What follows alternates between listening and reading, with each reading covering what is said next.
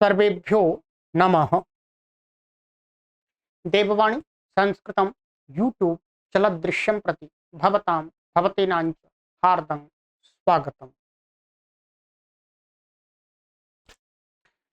मित्रों, काशिकावृत्तिः द्वितीयोऽध्यायः प्रथमः पादः।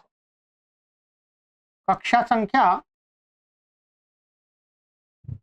तृतीय। ये तीसरी कक्षा है। 2 कक्षाएं हमने अभी तक पढ़ा दी आपको, ठीक है। अधिक जानकारी के लिए आप हमसे इन व्हाट्सएप नंबरों पर संपर्क कर सकते हैं, ठीक है। चलिए, तो गत कक्षा में मैंने आपको कुछ सूत्र पढ़ाए थे। एक सूत्र ये पढ़ाया था आपको, सुबा मंत्रिते परांगवत स्वरे, ठीक है। और दूसरा सूत्र था प्राक कडारात समासः। और तीसरा सूत्र था साह सुपा। यहां तक हो गया था हमारा।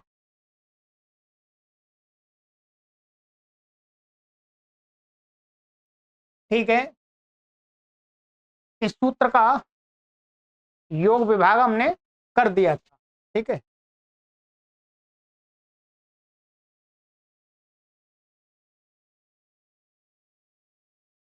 तो यहां पर मैंने कहा था एक जो वैयाकरण भूषण सार की एक कारिका है, उसमें 6 प्रकार का समास बताया। 6 प्रकार से समास होता है।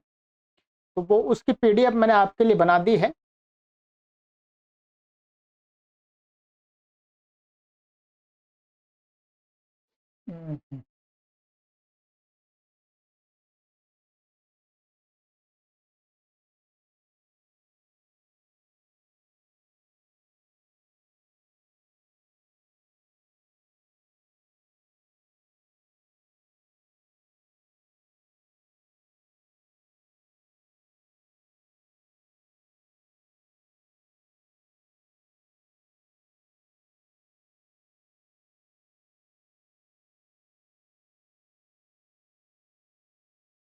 ये कारिका है वैयाकरण भूषण सार कारिका, ठीक है।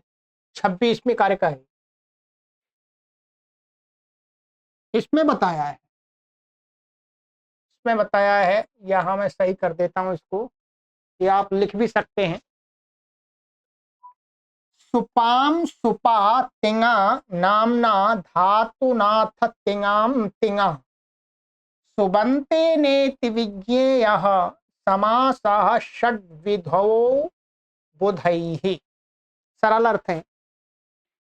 ये कहते हैं कि सुबंत का, सुबंत के साथ, ये षष्ठी है, तो सुबंत का सुप का, सुप के साथ, सुप का तिंग के साथ, सुप का नामना, नामन का अर्थ प्रातिपदिक के साथ, सुप का धातुना, धातु के साथ, अथ है ये धातुना, अथ, अथ माने और, इस प्रकार से तिंगाम तिंगा, और तिंग, तिंगों का तिंग के साथ, तिंगंत का तिंगंत के साथ।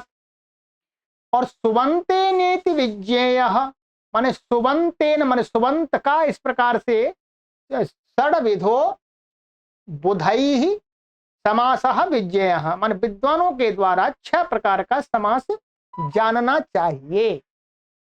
इसके उदाहरण भी मैं आपके सामने प्रस्तुत कर देता हूं, मुझे मिले हैं, ठीक है, जिससे आपको सरलता से समझ में आ जाएगा, ठीक है। ये कहीं टीका में नहीं है, ध्यान रखेंगे। सुबंत का सुबंत के साथ समास होता है, तो उसका उदाहरण दिया है राम लक्ष्मण। इस प्रकार से अनेक उदाहरण हो सकते हैं सभी समासों के, ठीक है। राम लक्ष्मण, ये सुबंत का सुबंत, राम सुबंत का लक्ष्मण सुबंत के साथ होता है, राम सु लक्ष्मण सु। दूसरा सुबंत का तिंगंत के साथ कौन सा है, जैसे अनुप्रावर्षत, ये आपको अनुव्यचलत, ये आपको बता दिया था, ठीक है। ये तो हमने पढ़ ही लिया इसमें सूत्र में। सुबंत का प्रातिपदिक के साथ माने सुबंत का पहला वाला पद सुबंत होगा, दूसरा पद प्रातिपदिक होगा। तो कुंभकार, कुंभकारा में आपकी सिद्धि, आपको सिद्धि कराई थी। कुंभकारा में क्या होता है? कुंभ अम, ऐसे कुंभ अम तो नहीं करते, या कुंभ क्या करते हैं? कुंभ घस करते हैं, ठीक है। और ये क्री, और यहाँ पर अण प्रत्यय हो जाता है, यहाँ गुण होकर के क्या वृद्धि होकर के कार बन जाता है, ठीक है। अब यहाँ पर क्या है? इसके साथ में ये क्या हो गया? ये कृदंत है, कृत प्रत्यय है ये, तो कृदंत हो गया कार शब्द। तो ये कृदंत माने प्रातिपदिक हो गया। कृतज्ञ समासशास्त्र से प्रातिपदिक संज्ञा होगी। इस प्रातिपदिक के साथ में सुबंत का समास होता है, कुंभकार बनता है, उपपद मतिंग से समास होता है। तो ये वाला जो उदाहरण दिया ये क्या है? सुबंत का, इस सुबंत का इस कृदंत के साथ समास प्रातिपदिक, कृदंत माने प्रातिपदिक के साथ समास हो गया नाम के साथ। सुबंत का धातु के साथ, ठीक है, धातु ना धातु के साथ भी होता है। जैसे कटप्रूह दिया है, तो क्या है? कट उपपद रहते हुए अम और प्रू, ये क्या है? कटप्रूह। यहां पर क्या दिया है इन्होंने? क्विप प्रत्यय होता है। यहाँ पर क्या होता है? क्विप प्रत्यय, इसका सर्वपारी लोप हो जाता है। तो अब क्या है? वास्तव में ये धातु है, तो धातु के साथ यह समास होता है सुबंत का, इस प्रकार से बता रहे कटप्रू। प्रत्यय लोप है, प्रत्यय लक्षण मान करके यहाँ समास नहीं मान रहे, क्योंकि यहाँ ये प्रत्यय लोप प्रत्यय लक्षण मान लेंगे तो ये प्रातिपदिक बन जाए, परंतु नहीं धातु। कुवंतत्वम कुवंताः धातुत्वम न जाहति, तो ये धातु को मान करके काम हो जाता है, धातु के साथ समास हो जाता है। ये उदाहरण दिखा दिया इस प्रकार से। तिङंत का तिङंत के साथ। पिबता खादत, ये क्या है? लोट लकार के मध्यम पुरुष के बहुवचन के रूप है, पिबता खादत। तो इन तिङंत तिङंत का समास देखा जाता है, कम है पर देखा जाता है, हो गया है। तिङंत का तिङंत के साथ, और तिङंत का सुबंत के साथ, ठीक है। तिङंत का सुबंत के साथ भी, जैसे जहि स्तंभ, ते जही, जही क्या है? ये तिङंत है, क्या है? तिङंत पद है ये। कैसे है तिङंत पद? ये तिङंत पद इस प्रकार से है कि जही लोट लकार मध्यम पुरुष का है, छोड़ो है। जही, जही माने छोड़ो इस अर्थ में। तो हा धातु का जही बनता है, तो ये लोट लकार का, और ये स्तंभ ये सुबंत है, संबोधन का है जही स्तंभ, ठीक है। तो ये सुबंत है और ये तिङंत है, तो तिङंत का सुबंत के हो जाता है। तो ये 6 प्रकार के बताए हैं, ये केवल आपके ज्ञानवर्धन के लिए मैंने बता दिया, ठीक है। ये सारा इससे सह सुपा का योग वा करके सब कुछ सिद्ध हो जाता है, ठीक है। माने ऊपर से सुप सह, जो भी कुछ है 5 प्रकार का, सुबंत का सुबंत के साथ छोड़ करके बाकी जो 5 प्रकार का है वो योग विभाग से सिद्ध हो जाएगा, ठीक है। चलिएगा, ये हो गया आपका। अब चलते हैं आगे।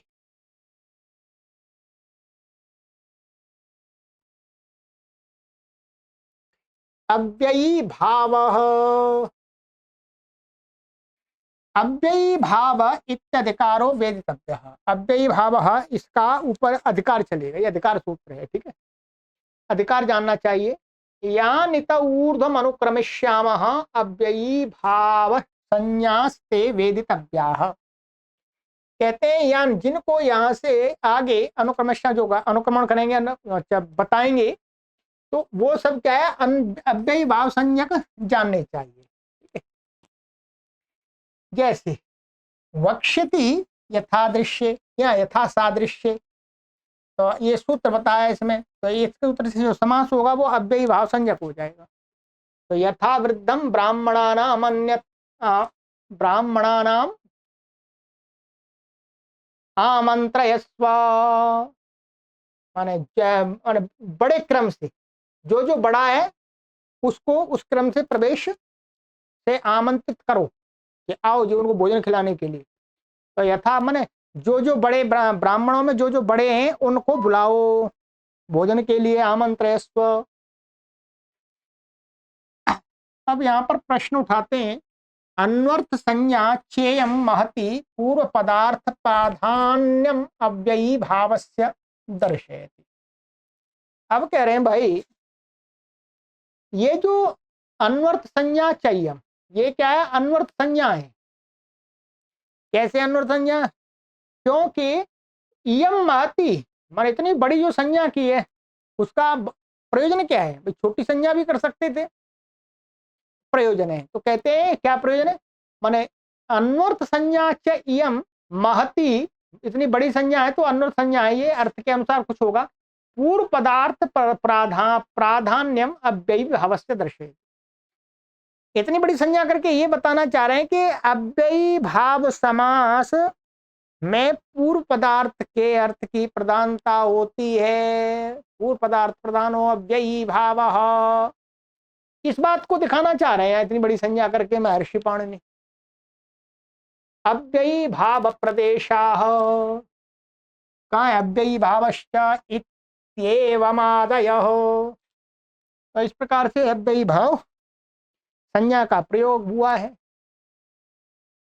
सरल है, कुछ नहीं इसमें, क्या है इसमें? तो आप अपने आप पढ़ के भी आप समझ सकते हैं।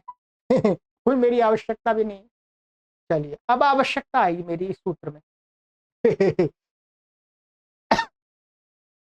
इस सूत्र को पढ़ने से पहले अष्टाध्यायी भाष्य प्रथमावृत्ति में एक बार सिद्धियां अवश्य देख लें। यहां पर हम सिद्धियां नहीं कराएंगे, केवल आपको समझाएंगे, ध्यान रखेंगे, सिद्धियां आपको वहीं देखनी पड़ेंगी।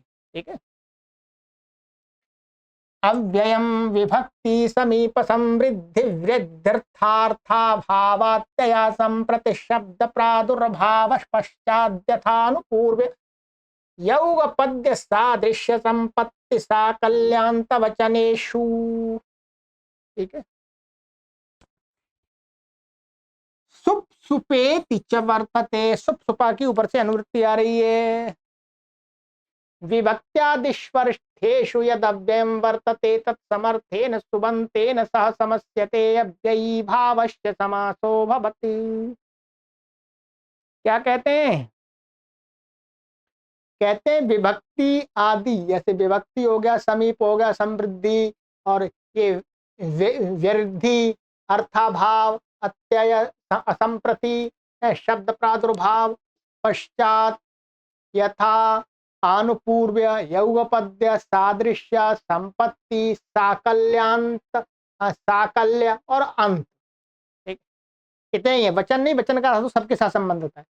इन अर्थों में, इन अर्थों को कहने में जो अव्यय होता है, कोई भी अव्यय हो, यदि इन अर्थों में वर्तमान है तो वो तो क्या है? समर्थ सुबंत के साथ वो समास को प्राप्त होता है। और वो समास कौन सा होता है? बोलो, अव्ययी भाव समास। वचन ग्रहणम प्रत्येकम संबद्धते, ये जो वचन है इसका सबके साथ में संबंध लगेगा। विभक्ति वचन, समीप वचन, समृद्धि वचन, वृद्धि वचन, अर्थाभाव वचन, इस प्रकार से। ठीक है, सब प्रकार से सबके साथ संबंध लगेगा। तो वचन ग्रहणम प्रत्येकम संबद्धते। अब आइए विभक्ति वचने तावत। सबसे पहले विभक्ति वचन में दिखाते हैं। स्त्रीष्वधिकृत्या कथा प्रवर्तते, अधिस्त्री। विभक्ति से वास्तव में यहाँ सप्तमी विभक्ति ली है, ये बताएंगे अभी आपको। अष्टाध्यायी भाष्य में बताया विभक्ति, सभी विभक्तियां ने सप्तमी। तो सप्तमी विभक्ति के अर्थ में यहाँ पर क्या है? अधि अव्यय है। स्त्रीषु अधिकृत्य, तो इस स्त्रीषु अधिकृत्य समास करेंगे तो ये अधि है, ये सप्तमी के अर्थ को बताएगा, स्त्रियों के विषय में। तो अधिस्त्री यहाँ समास हो गया, माने अधि और स्त्रीषु, अधिसु स्त्रीषु सुप समास हो गया, समास की प्रक्रिया वो पूरी हो गई। तो अधिस्त्री। ठीक है। एक तो अव्ययीभाव समास क्या होता है? नपुंसकलिंग होता है। ठीक। और अव्यय संज्ञा होती है इसकी अव्ययीभावश्च से। अव्यय संज्ञा होती तो अव्यय दाप सुपा से जो सुप आदि आते हैं, सु आदि आते हैं, उनका लुक हो जाता है। तो अधिस्त्री अधिक कुमारी और कुमारी शु अधिकृत्य कथा प्रवर्तते। अधिकुमारी, अधिकुमारी का अर्थ इतना होता है कुमारी को विषय करके, अधिकार करके कुछ चर्चा करना। सप्तम्य अर्थे यद अव्ययम तद विभक्ति वचनम। सप्तमी के अर्थ में जो अव्यय होता है उसको यहाँ विभक्ति वचन कहा गया है। तो यहाँ पर ये अधि सप्तमी के अर्थ में है, यहाँ पर अधि सप्तमी के अर्थ में। ठीक है, चलिएगा।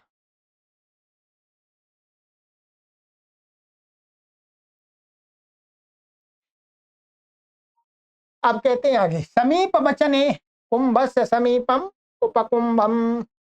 समीप वचन में तो कुंभस्य समीपम, तो उपकुंभम, तो उप अव्यय है, यहाँ पर अव्यय है ना, यहाँ पर अधि अव्यय था, उप अव्यय है, तो ये समीप अर्थम वर्तमान है, इसको समास हो गया।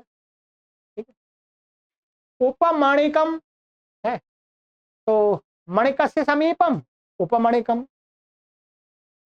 समृद्धिर्रिद्धेराधिक्यम।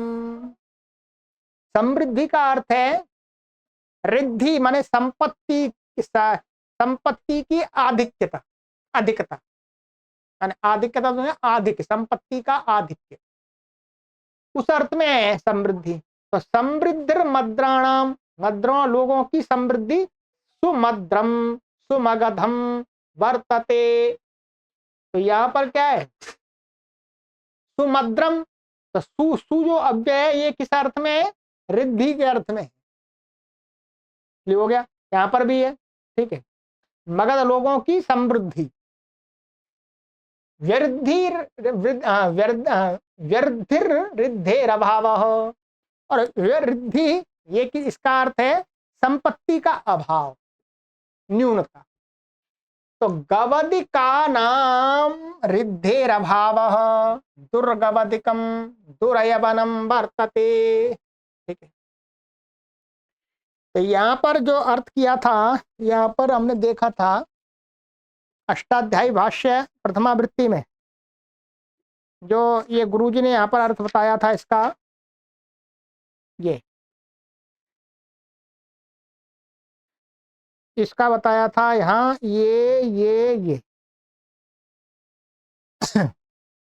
दुर्मगधम माने मगध देश वालों के, मगध देश वालों के ऐश्वर्य का अभाव।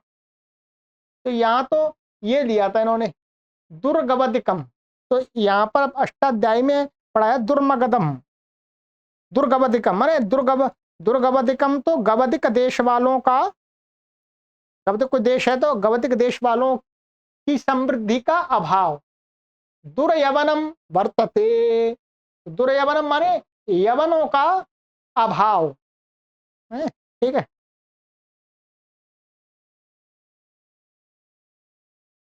हाँ यही दिया। ठीक है, हाँ नहीं, यहाँ यवनों का अभाव नहीं, यवनों में, हाँ ये दिया, तो यवनों में समृद्धि का अभाव, ये अर्थ आएगा ना। जैसे यहाँ पर गवदिक देश में रहने वाले लोगों में समृद्धि माने संपत्ति का अभाव, ऐश्वर्य का अभाव, ये अर्थ आएगा।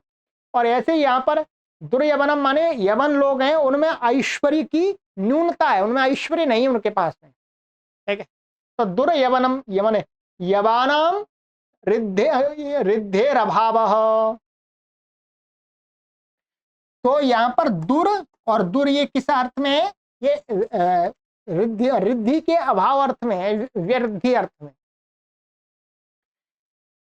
अर्थाभावो वस्तुनो भाव, अर्थाभाव का अर्थ है किसी वस्तु का अभाव। ठीक है, यहाँ तो अभाव तो यहाँ पर भी है, परंतु यहाँ पर ऐश्वर्य रूप है, ऐश्वर्य कोई वस्तु नहीं होती। ठीक है, तो अर्थाभाव शब्द से इस सूत्र में वस्तु का अभाव बता रहे हैं। ठीक है, अभावो मक्षिकाणाम निर्मक्षिकम निर्मशकम वर्तते। तो मक्षियों के अभाव को, मक्खियों के अभाव को बोलते हैं निर्मक्षिकम। निर्मक्षिकम है, यहाँ मक्खियों का अभाव है, तो मक्खी वस्तु है। निर्मशकम ठीक है। और ये यहाँ पर जो अभाव था ऐश्वर्य, ये तो क्या भाव है एक प्रकार का, ऐश्वर्य रूपी भाव। अत्ययो भूतत्वम अतिक्रमः, अत्य, अत्य क्या है, भूतत्वम अतिक्रमः, भूतत्व ने बीत गया, उसका माने अतिक्रमा, उसका काल बीत गया, निकल गया, भूतत्व को प्राप्त हो गया, उसको कहा अत्य। तो अतीतानि हिमानि अतिहिमम निरहिमम निशीतम, अर्थात अब बर्फ का समय नहीं है, हिम ठंडी का समय नहीं है, वो निकल गया, अतीत हो गया, अत्य हो गया। तो इस अर्थ में यहाँ पर अति और ये निर निस ये वर्तमान है, अब तो उनका समास हो गया। ठीक है। असंप्रति उपभोगस्य वर्तमान काल प्रतिषेधः, उपभोगस्य वर्तमान काल प्रतिषेधः, उपभोग के क्या होने, असंप्रति का अर्थ है जो उपभोग माने प्रयोग करने का जो समय होता है उसका प्रतिषेध माने उसको मना करना कि ये इसके प्रयोग का समय नहीं है। ठीक है। तो अति तैस्त्रिकम, तैस्त्रिकम आच्छादनम तस्ययम उपभोग कालो न भवति इत्यर्थः। तो अति तैस्त्रिकम, तैस्त्रिकम क्या होता है, ओढ़ने का कपड़ा होता है, कंबली सी। ठीक है। तो ये गुरुजी ने मैं बताया था। ठीक है। कात्यस्त्रिका नाम का एक गांव है, उसमें होने वाला जो होता है वो तैस्त्रिक कपड़ा होता है, तो उसका उपभोग में प्रयोग करने का समय नहीं है। तो अति तैस्त्रिका, अति तैस्त्रिका माने अभी इस कपड़े को ओढ़ने का समय नहीं है। शब्द प्रादुर्भाव प्रकाशता शब्द से, शब्द प्रादुर्भाव का है शब्द की प्रकाशता माने शब्द की प्रसिद्धि। ठीक है।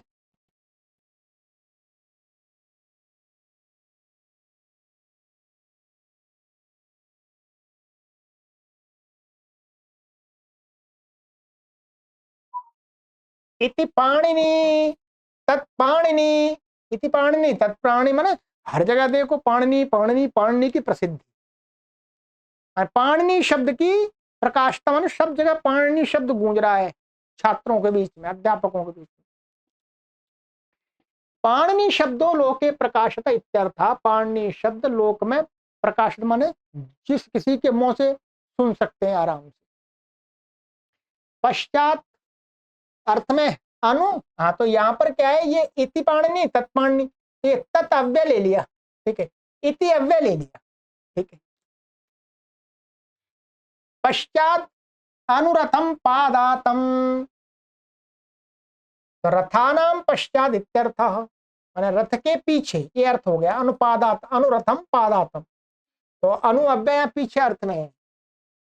यथा, यथार्थे यद अव्ययम वर्तते तत् समस्यते, यथा, यथा शब्द से यहाँ पर क्या लिया है, यथा के अर्थ में, हाँ यथा, यथा के अर्थ में जो अव्यय, यथा एक तो यथा स्वयं अव्यय है, यथा एक स्वयं अव्यय है, परंतु यहाँ स्वयं अव्यय ने लिया, यहाँ तो और विस्तार और बड़ा कह रहे हैं कि यथा के अर्थ में, यथा का जो अर्थ उस अर्थ में कोई अव्यय वर्तते वो भी समास को प्राप्त होता है। अब कहते हैं यथा का अर्थ क्या है, तो कहते हैं योग्यता वीप्सा पदार्थानतिवृत्ति सादृश्यं चेति यथार्थ। ये यथा शब्द के चार अर्थ हैं, एक योग्यता, वीप्सा और पदार्थानतिवृत्ति। पदार्थानतिवृत्ति हो गया पदार्थों क्या अतिक्रमण में उल्लंघन न होना, उल्लंघन न होना। तो और सादृश्य, यथाकार सदृशता भी है, ये चार अर्थ हैं। तो इन चार अर्थ में वर्तमान जो यथा शब्द है उसका समास होता है। अब कहते हैं योग्यता, अच्छा इसमें क्या होगा,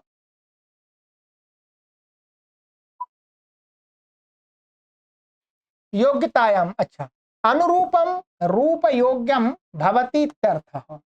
तो अनुरूपम या अनु क्या है, योग्य अर्थ में है। तो रूपम योग, रूपस्य योग्यम अनुरूपम, तो अर्थात रूप योग्य, रूप के योग्य है, रूप के योग्य है ये। तो ये हो गया अनु, ये योग्यता अर्थ में हो गया अनु। वीप्सायाम अर्थम अर्थम प्रति प्रत्यर्थम, तो यहाँ वीप्सा में प्रत्येक अर्थ, तो प्रत्यर्थम तो प्रति यहाँ पर क्या है, वीप्सा में है। तो ये वीप्सा में वीप्सा अर्थ यथा का है, तो यथा के अर्थ में यहाँ प्रति आ रहा है, तो उसका समास हो गया। पदार्थानतिवृत्तौ यथाशक्ति आनुपूर्व्यम अनुक्रमः ज्येष्ठम अजने।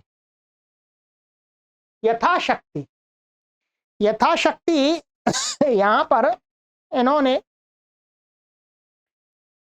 पदार्थ में यथाशक्ति माने अपनी शक्ति के अनुकूल, अपनी शक्ति का अतिक्रमण करके ना, शक्ति के अनुरूप, ये अर्थ हो गया। माने यहां उल्लंघन नहीं है? मेरी शक्ति है कि थोड़े इसके इतने कार्य करने की, और मैं उल्लंघन करके मैं बड़े कार्य को करने चलूं, तो वो क्या हो जाएगा, पदार्थानतिवृत्ति हो जाएगी। तो मना कर दिया पदार्थानतिवृत्ति में, माने यथाशक्ति। तो अतिक्रमण नो न, यथाशक्ति, यहाँ पर यथा शब्द किस अर्थ में, पदार्थानतिवृत्ति में, तो यथा स्वयं अव्यय है और इस अर्थ में आ गया। ठीक है,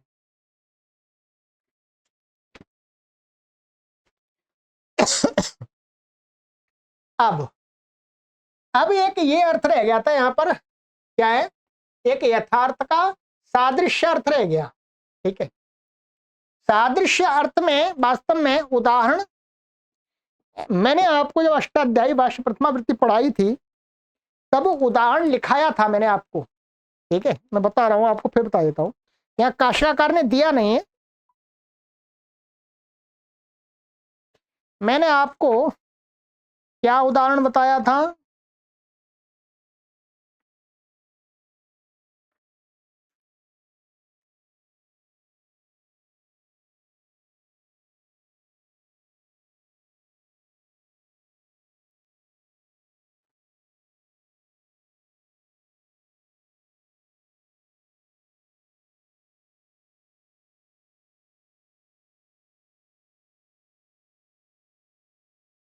यहां उदाहरण दिया था मैंने कि वीणया सदृशम वादयति स वीणम, वीणा के सदृश बजाना, वादन करना, जैसे वीणा बजता है वैसे ही बजाना, उसको कहते हैं सवीणम।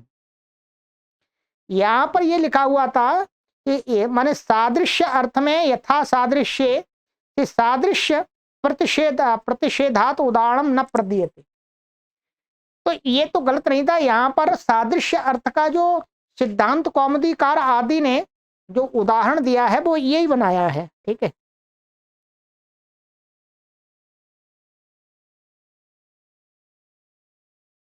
क्या है यहां पर सादृश्य अर्थ, जो ये चौथा अर्थ है, सादृश्य अर्थ में जब यथा स्वयं अव्यय होगा तब तो उसका समास नहीं होगा, क्योंकि आगे निषेध आ रहा है यथा सादृश्य। परंतु सादृश्य अर्थ में माने सादृश्य अर्थ में कोई दूसरा अव्यय होगा, जैसे ये वीणया सदृशम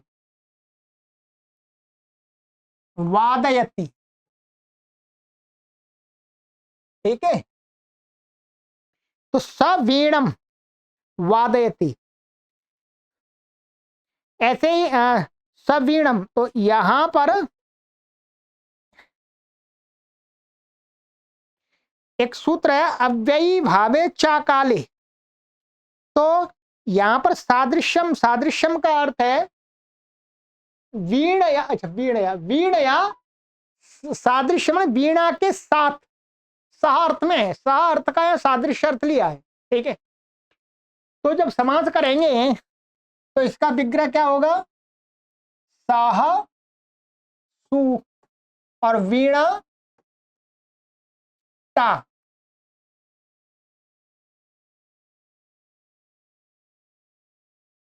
तो ये समास हो जाएगा, साह को अव्ययी भाव है, चा काले से क्या हो जाता है, स को सभाव हो जाता है अव्ययी भाव समास में। तो यहाँ पर स को स हो जाता है, सवीणम बन जाता है। क्या बन जाता है ये, सवीणम। ये उदाहरण दिया है, इसमें मतभेद है। ये लोग तो नहीं मानते, काशिकाकार आदि, प्रथमा वृत्ति, अष्टादय भाषा वाले, ये सिद्धांत कौमुदी आदि जो नव्य व्याकरण के ग्रंथ है उसमें दिया है, वो मैंने आपको बता दिया। परंतु काशिकाकार ने यहां पर सादृश्य का उदाहरण दिया नहीं, क्योंकि बनता ही नहीं। क्यों नहीं बनता, सादृश्य अर्थ में यथा अव्यय स्वयं है। सादृश्य अर्थ में इनके अनुसार सह नहीं है, सह नहीं है, ध्यान रखेंगे, सह नहीं है। इसलिए सादृश्य अर्थ में यथा सादृश्य, यथा आगे निषेध कर रहे हैं कि सादृश्य अर्थ में वर्तमान यथा अव्यय का समास नहीं होता है। सादृश्य अर्थ से भिन्न अर्थ में वर्तमान जो होगा उसका समास हो जाता है। जैसे ये बता दिया था, जैसे ये आ गया था यहां पर, ये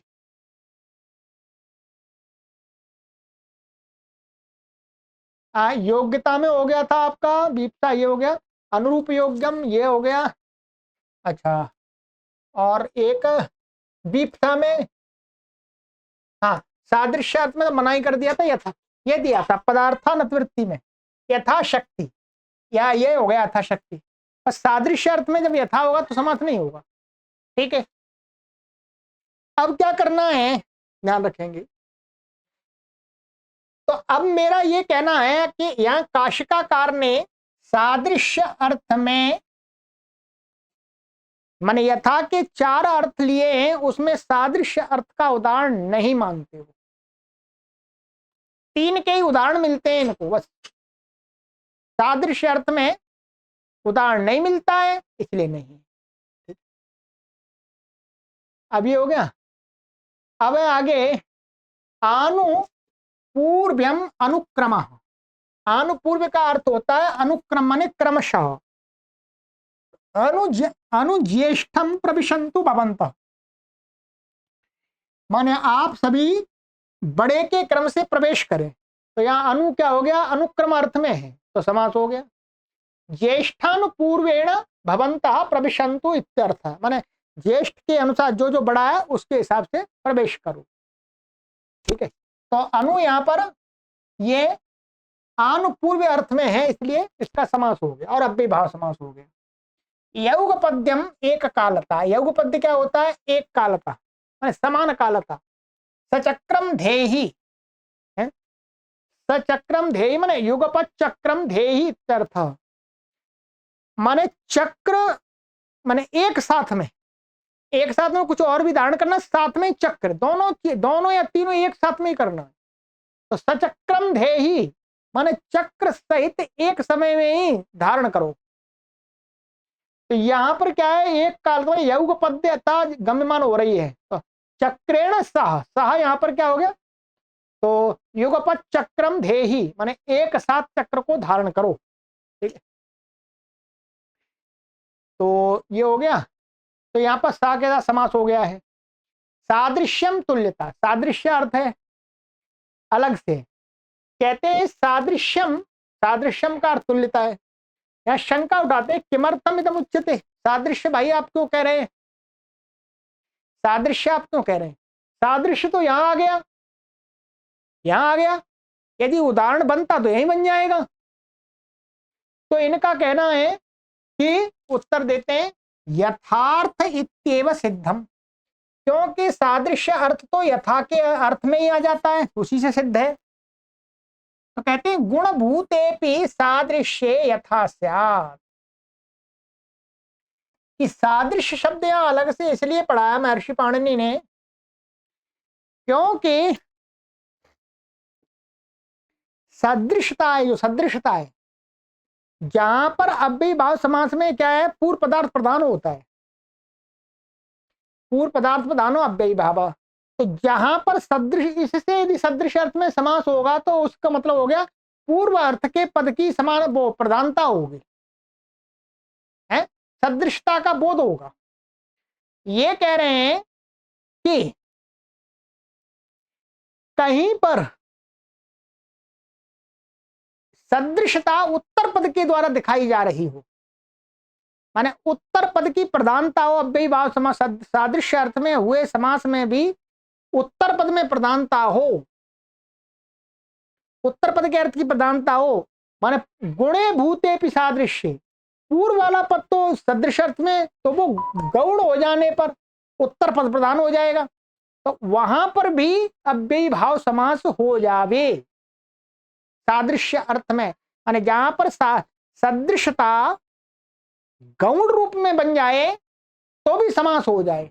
जैसे तो गुणभूते पी सादृश्य यथा, जैसे सदृशः किख्या स किखी, सदृशः किख्या स किखी,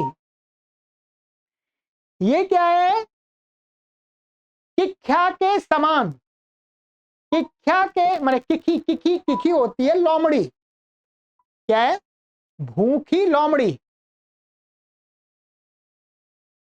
तो किख्या, किख्या के सदृश, उस भूखी लोमड़ी के सदृश, तो यहां पर सकिखी, सकिखी में क्या आ रहा, हम जिसको कह रहे हैं तो उसमें सदृश अर्थ नहीं आ रहा प्रधान, उसमें क्या आ रहा है? लोमड़ी के समान जो है वो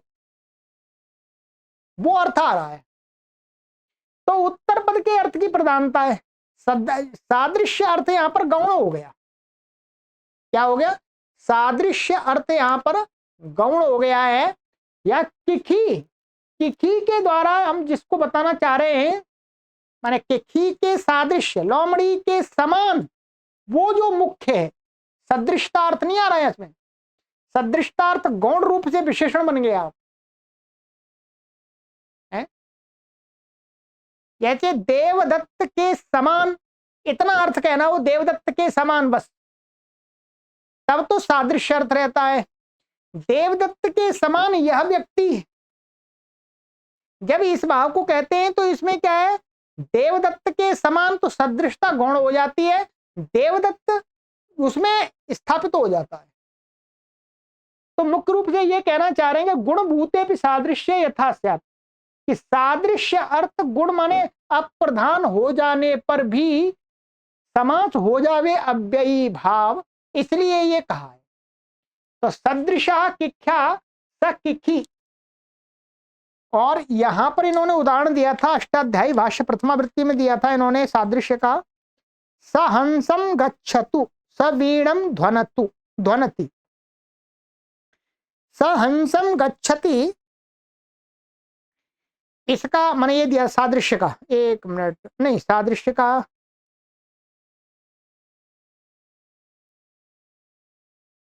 अच्छा नहीं, ये यहां पर इन्होंने ये जो एक पुरानी प्रथमावृत्ति थी वास्तव में उसमें और इसमें अंतर कर दिया था, ठीक है, चलिए उस पर बात कर लेते हैं। अभी यहां दिया इन्होंने सदृशः सख्या सखी, सखी के समान, मित्र के समान, यहां पर तो इन्होंने ऐसा दिया नहीं इसमें अष्टाध्यायी भाष्य में, ठीक है, यहां पर इन्होंने विशेष दिखाया है, ठीक है, सादृश्य अर्थ में तो सदृश किख्या सखी, ठीक है, तो यहां पर दिया इन्होंने सदृश सख्या सखी, माने मित्र के समान, अष्टाध्यायी भाष्य में। अच्छा रुकिएगा, यहां पर जिस अष्टाध्यायी भाष्य प्रथमावृत्ति से मैंने आपको पढ़ाया है उसमें तो इस सादृश्य का उदाहरण दिया है, इसका इन्होंने दे दिया है, बाद वाली जो पुस्तक अभी प्रकाशित की है ना, दोनों इसमें करेक्शन किया है, तो इसमें इन्होंने उदाहरण दिया है सहंसम गच्छतु सवीणम ध्वनति, माने हंस के सदृश जाता है, हंस के सदृश जाता है, सवीणम ध्वनति, वीणा के सदृश ध्वनि करता है, वीणा के सदृश ध्वनि करता है, ये उसके उदाहरण है, इसके काशिका में नहीं दिए पर इन्होंने दे दिए प्रथमावृत्ति में, जो तो बाद वाला वो है एडिशन उसमें, ठीक है। तो यहां पर सहंसम गच्छतु, ध्यान रखेंगे, सहंसम गच्छतु जो उदाहरण यहां पर दिया इन्होंने, उसमें उत्तर पद के अर्थ की प्रधानता नहीं है, ध्यान रखेंगे। सहंसम गच्छतु, सहंसम गच्छतु माने हंस के सदृश जाता है, हंस के सदृश जाता माने हंस की जो चाल है उसके, उस चाल को चल के जाता है। यहां पर हंस शब्द उत्तर पद में है, ध्यान रखें।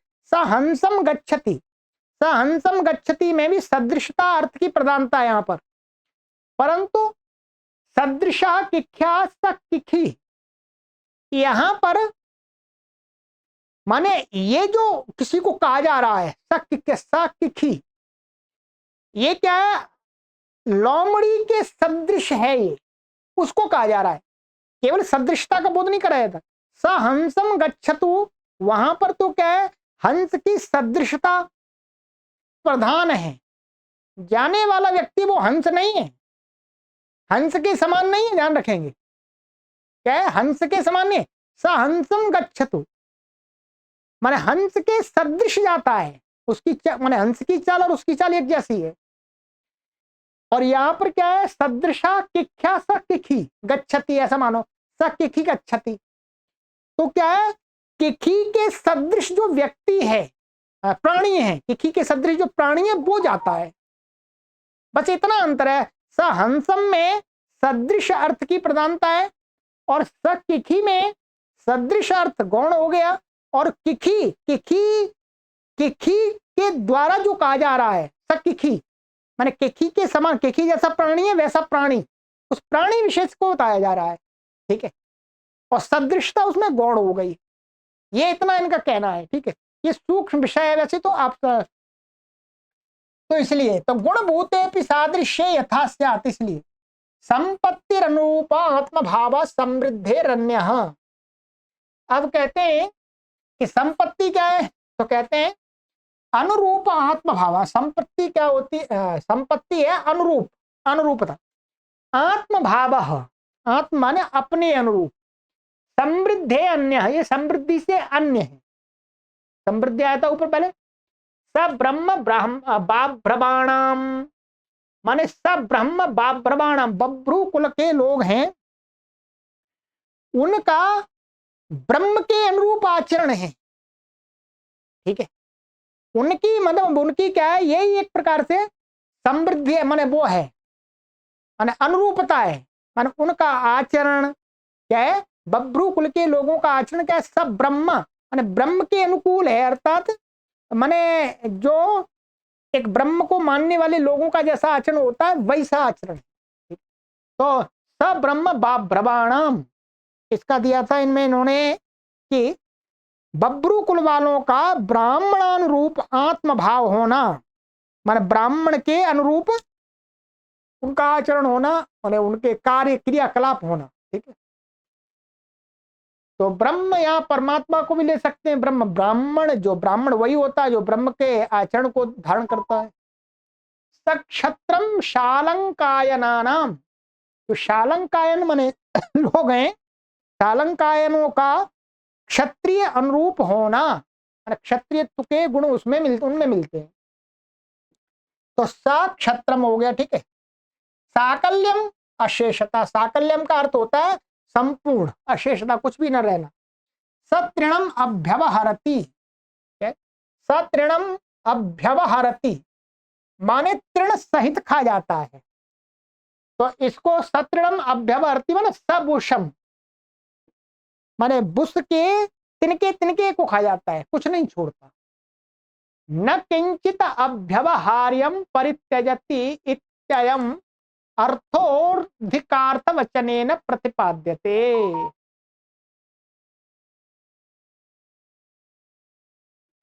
कह रहे हैं कि न किंचित अभ्यवहारार्थम परित्यजति माने कुछ भी खाने योग्य नहीं, जो उसमें डाल देते हैं पशु के आगे, उसमें कुछ भी नहीं छोड़ता खाने योग्य, परित्यज कुछ नहीं छोड़ता, यह अर्थ अधिकार्थ वचन प्रतिपाद्यते, माने इसके द्वारा न किंचित अव्यवहार्यम परित्यजति, ये अधिकार्थ वचन, ये अधिक और पढ़ के बताया जा रहा है कि सबुषम, इस अधिकार्थ वचन से ये बताया जा रहा है कि भाई अधिकार्थ वचन में प्रतिपाद्यते, क्या प्रतिपाद्यते कि कुछ भी खाने योग्य नहीं, सबुषम माने सब चीज को खा जाता है, कुछ भी नहीं छोड़ता। जो बुश को खा गया तो वो उसमें राशन के गेहूं का जो आटा वाटा डालते हैं उसको भी चाट जाता है। बुश तो निम्न कोटि का चारा है, पशु के लिए जो सूखा बुश है वो तो निम्न कोटि का है। तो जब भूसा तक खा लिया उसने, तो इसका मतलब उसने सारा खा लिया, कुछ नहीं छोड़ा। तो ये कहते, यही कह रहे हैं कि न किंचित अव्यवहार्यम परित्यजति, माने कुछ भी खाने योग्य नहीं छोड़ता। यही अधिकार्थ वचन है यहाँ पर, ठीक है। अयम अर्थ, ये अर्थ क्या है, सतृणम अभ्यवर्ती सबुषम अभ्यवर्ती। तो क्या है, अधिकार्थ वचन प्रतिपाद्यते, माने ये जो वचन यहाँ पर कह करके ये बात और अधिकार्थ वचन के द्वारा बताई जा रही है कि अशेषता माने संपूर्ण खा लेता है, ठीक है। यही दिया यहाँ पर, देखेंगे आप इसमें न्यास की टीका में, मैं बता देता हूं आपको।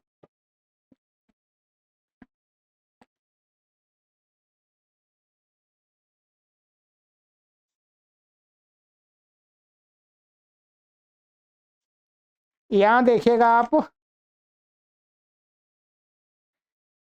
ये न्यास में देखेंगे जब इसकी व्याख्या कर रहे हैं अधिकार्थ वचन की, सत्य वो तृणानाम अभ्यवहारो अधिकार्थ वचन अधिकार्थ तद वचनेन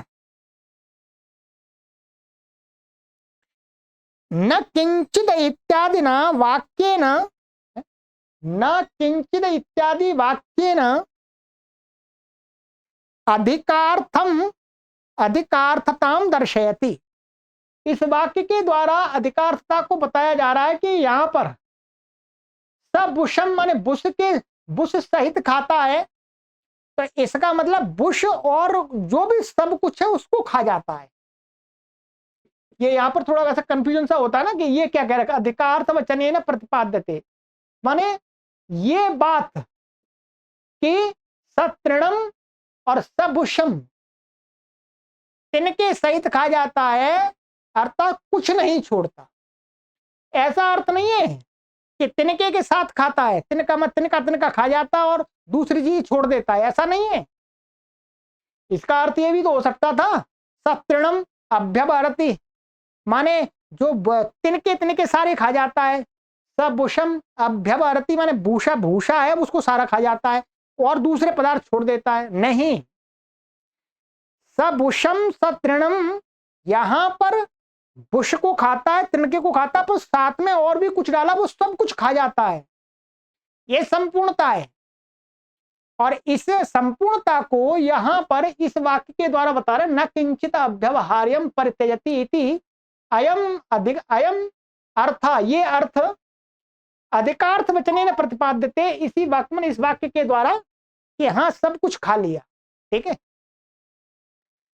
अंत वचने, अंत इति परिग्रहापेक्षया समाप्ति रुच्यते,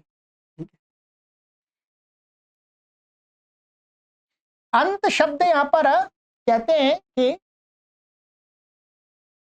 अंत, ये क्या, परिग्रह, परिग्रह माने ग्रहण, जो हम कुछ ले रहे हैं, स्वीकार कर रहे हैं, उसकी अपेक्षा से समाप्ति, माने जिसको लेकर के हम बता रहे हैं वहां पर समाप्ति हो रही है, इस अर्थ का द्योतक है, ठीक है। जैसे साग्नि अधीते शेष्टि सपशु बंधनम, तो यहां पर क्या है, अग्नि है, माने अग्नि विद्या पर्यंत तक पढ़ता है, साग्निम अधीते, इसका मतलब यहां पर क्या है, अग्नि को हमने ग्रहण किया, ठीक है। अग्नि, बस अग्नि, अग्नि की विद्या किसी शास्त्र में है तो उस वहां तक पढ़ लेता, उसके आगे का नहीं पढ़ता, उससे पहले पहले का सारा पढ़ लेता है, ठीक है। ऐसे शेष्टि सपशुबंधनम, तो सपशुबंधनम नहीं, यहां पर ये है, ठीक है। शेष्टि ने अलग दिया है इन्होंने, एक मिनट,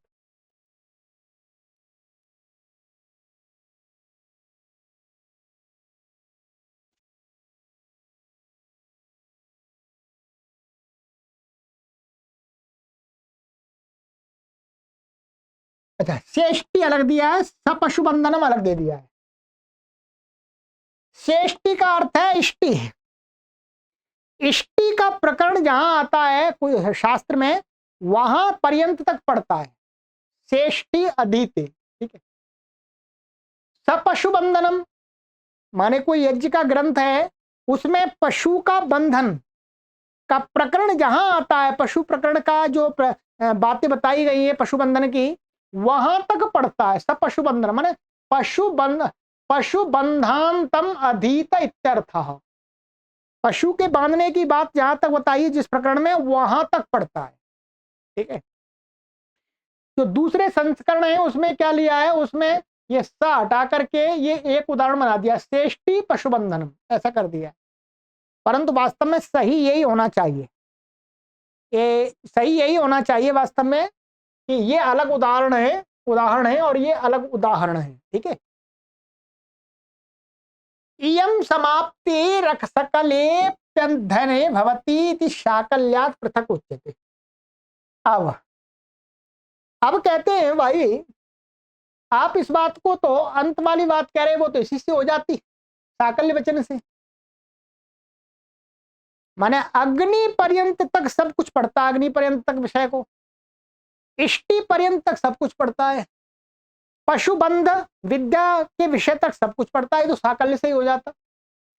तो कहते हैं फिर भी अंत वचन पढ़ा है, तो कहते हैं इयम समाप्ति, ये वाली जो समाप्ति बता रहे हैं, ये समाप्ति असकलेपि अध्ययने भवति इति साकल्यात् पृथक उच्यते। ये वाली जो समाप्ति है, इसका प्रयोग कि अग्नि विद्या का प्रकरण को, अग्नि वाले अध्याय को अभी पूरा नहीं पढ़ा, थोड़ा पढ़ लिया, थोड़ा रह गया, तो भी ये लग जाएगा। संपूर्ण ना होने पर भी ये समास हो जाएगा।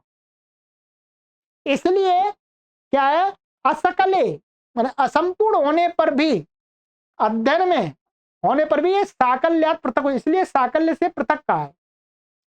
साकल्य में तो पूरा अग्नि पर्यंत पढ़ने पर ही होता, ठीक है। तो ये अच्छा नहीं, ये नहीं कहने जा रहे, ये यम समाप्ति, ये वाली जो समाप्ति है असकले अपि अध्ययन है, ये नहीं, ऐसा नहीं कि साकल्य होता तो क्या अर्थ होता। अब समझे, साकल्य होता तो क्या अर्थ होता कि साग्निम अधीते, अग्नि विद्या को पढ़ा और अग्नि के साथ साथ जो कुछ सब कुछ है उसको, सब कुछ को पढ़ा, ठीक है।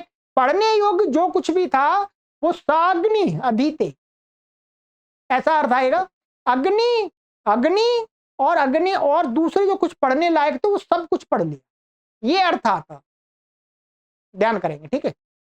ऐसे ही श्रेष्ठी वाला, क्योंकि यह सबुषम केवल भूसे का नहीं है ना ग्रहण, भूसे के अलावा और दूसरे भी खाने योग्य पदार्थ सबको खा जाता है, ये अर्थ आता है।